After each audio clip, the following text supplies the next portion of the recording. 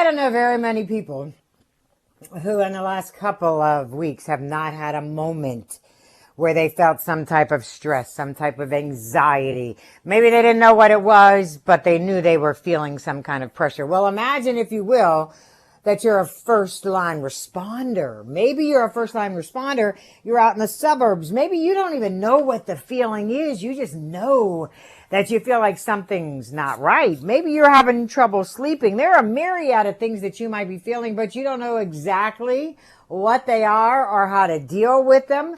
Well, Jennifer Christman is with the National Association of Rural Mental Health, among other things, other organizations. She joins us now on the Disc Institute of Pittsburgh Newsline to give us some insight as to what some of these first-line responders are dealing with on a regular basis during the last couple of weeks. Welcome to this show, Jennifer. Thank you so much for having me on today. There is a lot of stress that these first-line responders deal with, and sometimes they're so focused on what they're doing, they don't even know that they're dealing with that stress. Would that be accurate? That's absolutely accurate. And they can be dealing with quite a number of stressors, everything from depression, anxiety, grief, vicarious trauma, just on the things they see in and day out, as well as post-traumatic stress. So they're facing a lot of stressors with relation to their profession. And then they have their professional stuff that they're trying to muddle through, and then often balance that with the stress of whomever is at home and their concerns about them.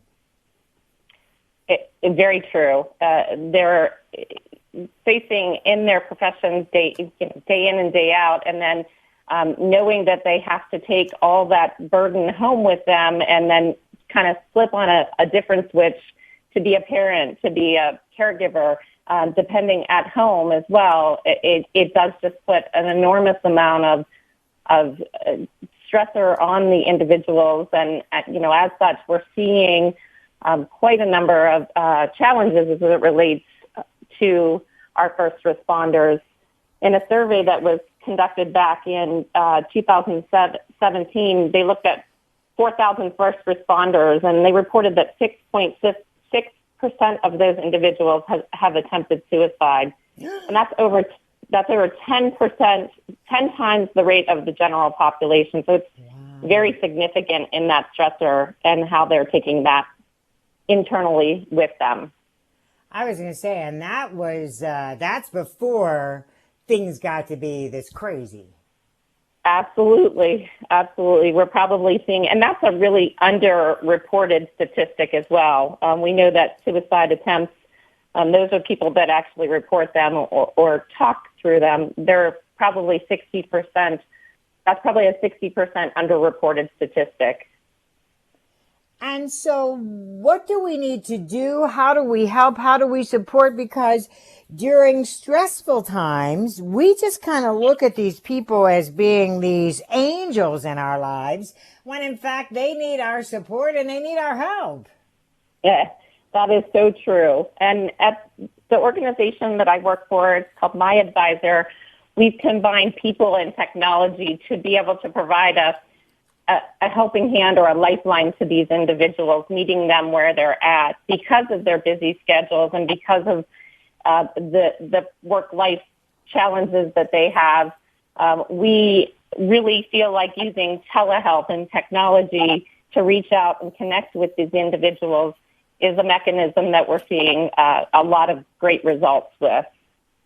And I was going to say, I mean, you talk about telehealth, and I mean, we have, people have these images of these first-line responders in the big metropolitan areas. And, at Pittsburgh, we're not a huge metropolitan area, but larger than some.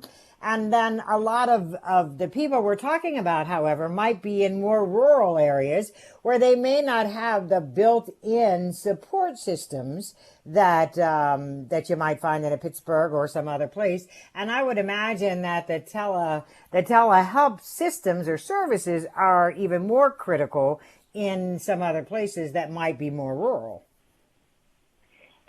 That's, again, very true. And it's not only using the technology to provide the platform, because a lot of individuals still are on, believe it or not, in those rural areas, still on satellite internet. So we use a myriad of modalities to reach out to individuals, everything from phones to virtual chat centers to email. We really meet the person where they're at because, as you said, there's such a diverse need for these types of services and at a time that's convenient for those individuals. And being able to offer a 24/7/365 program to be able to accommodate those shifts that individuals are working is also of critical importance. So it's looking at everything from geography to times that they're available to just being able to support them where they're at to be able to reach out for connection. And we talk a lot about stigma, too. There's a lot of stigma that's associated to reaching out to asking for help, especially if you're the individual that's generally the first responder or those people that are dubbed as the caregiver. So looking at those social determinants of health, not necessarily starting with saying, hey, I have a